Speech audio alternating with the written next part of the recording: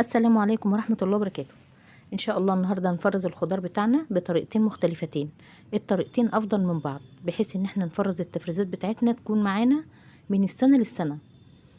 طبعا احنا هنفرز الخضار بتاعنا لرمضان ولغير رمضان. التفريزات من الحاجات الحلوة جدا اللي بتوفر علينا الوقت في كل حاجة. يلا نبدأ على بركة الله، نشوف المكونات والمقادير وطريقة التحضير ونقول بسم الله الرحمن الرحيم. اللهم صل وسلم وبارك على نبينا محمد صلى الله عليه وسلم.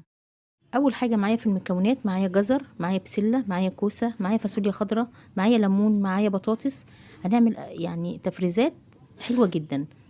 معايا 10 كيلو بسله. ال10 كيلو بسله هاخدهم هفرطهم واغسلهم كويس وهنشوف هنعمل فيهم ايه. الكيلو بسله عندنا في السوق ب14 جنيه. دي كده البسله بتاعتنا بعد ما فصصناها وغسلناها كويس. هنبدا نشوف الطريقه الاولى للتفريز. حله على النار بدات تغلي، احط عليها مصفى بالشكل اللي انت شايفاه قدامك ده. اهم